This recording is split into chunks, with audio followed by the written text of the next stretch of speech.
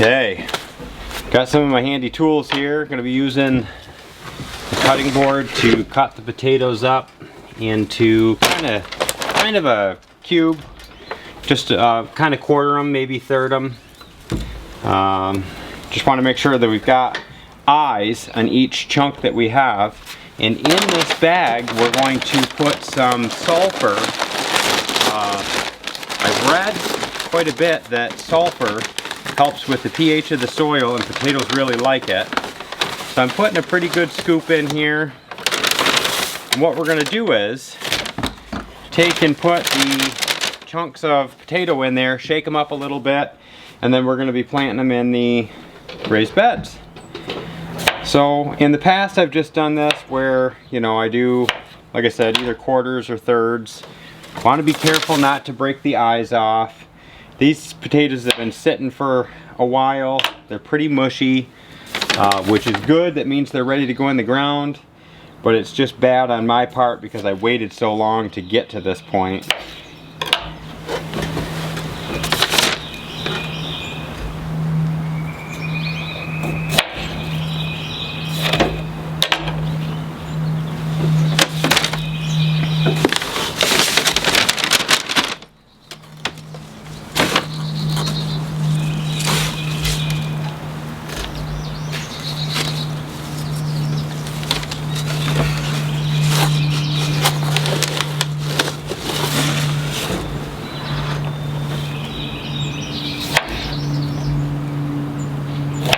Again, just being careful not to cut the eyes off of the potatoes if I can avoid that.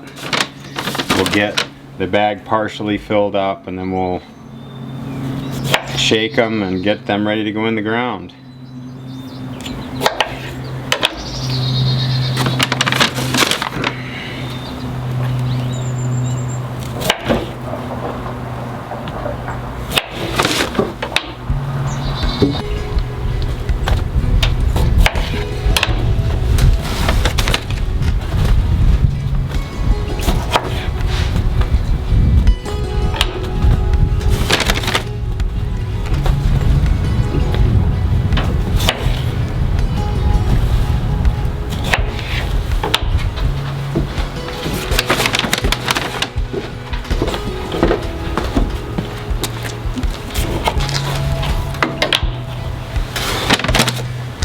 Lathan's here to help me supervise.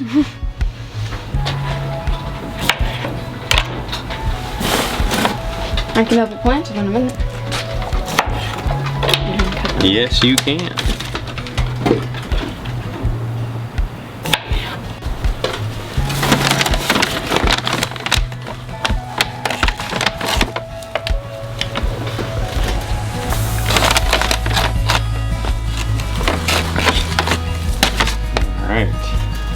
Some of these we're going to leave whole because they're so small. And some of these guys have good eyes on multiple spots, so we'll cut these last few up. I'm going to add a little bit more sulfur to the bag because most of what I put in there is at the bottom. And I don't want to shake it too hard because, like I said earlier, I don't want to break the eyes off.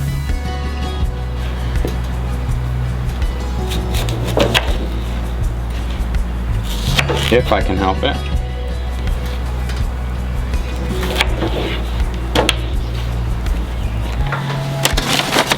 Alright. Add a little bit more sulfur to the bag.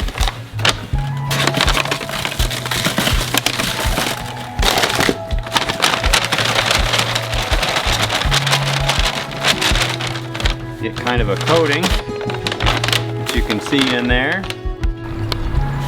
Okay, this is going to be our raised bed for potatoes, and then we'll probably have some room for another vegetable or two, but we're going to at least start out with these potatoes we got ready. So we've got our bag here of sulfurized potatoes, and we're just going to kind of dig a little bit of a hole, put them down in there, and then we want to normally, if you were doing this in dirt, you would mound them up a little bit, but because this is so loose, being that it's mulch, I'm not going to go super deep. Just going to go, you know, an inch or two deep here.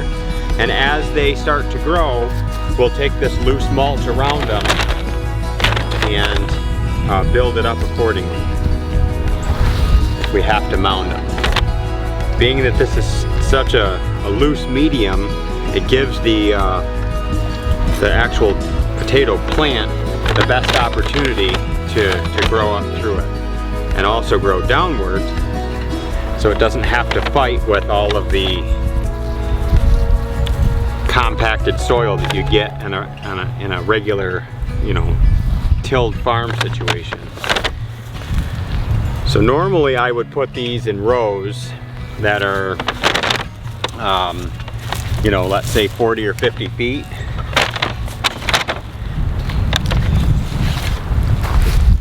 But because we're doing this in a raised bed and it's so confined, I'm just going to put these, you know, 12 to 14 inches apart or so.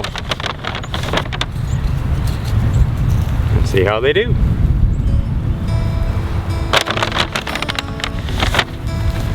I'm going to do pretty much 3 rows as I go down through. But I'm just doing it by eye because, again, I've got a confined space here.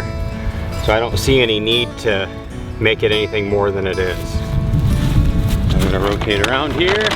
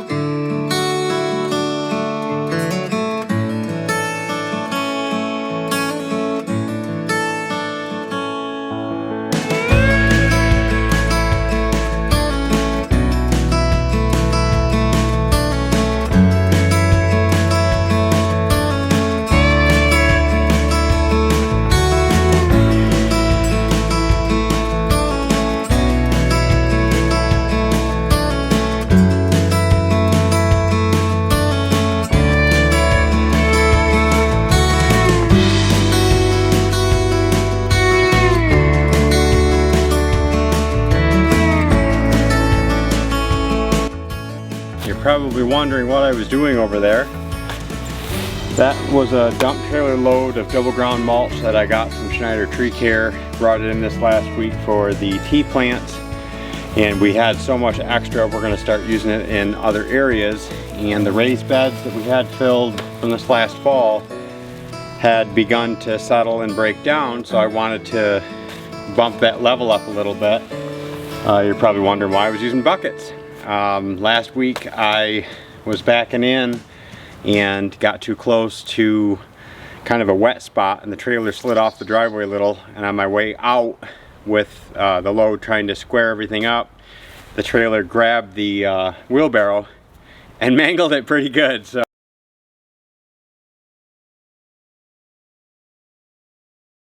it was a casualty of the day that I had, another piece of broken equipment, but no big deal. We've got another one coming, and I'm going to do what I can to get that one fixed, fix the framework, add some new handles. That'll just be a project down the road. So what I'm doing right now is prepping the beds, getting ready to plant our potatoes. We're probably 3 to 4 weeks later than we would have liked, but with the magnitude of the project we had going on, I just couldn't spare the time. So now we're getting caught up on some of our vegetable planting. We've already got the tomatoes started. We had that going in end of February, middle of February. We got some melons, Brussels sprouts, got a whole bunch of other vegetables that are started and ready to go. So they'll be going in here in the next couple of weeks as well, once we're sure that we're through our last frost.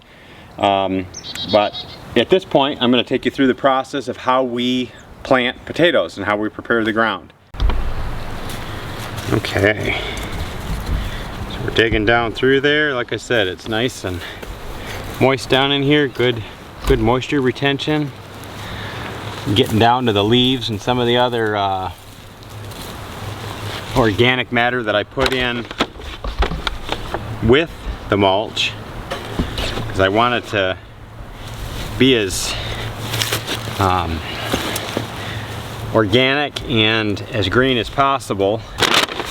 So we added all kinds of different mediums, grass, leaves, And then of course the double ground mulch.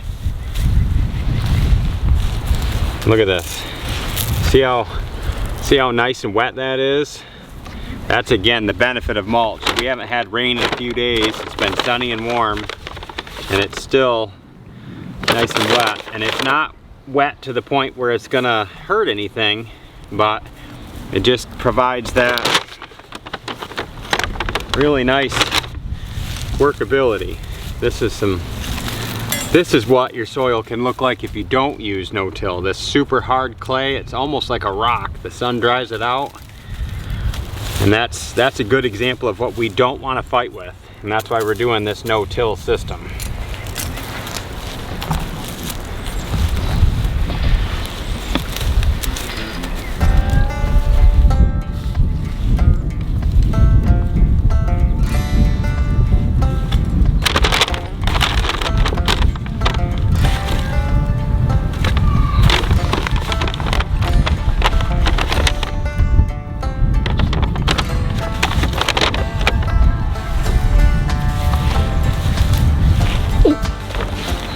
Truthfully, it's a joy to work with.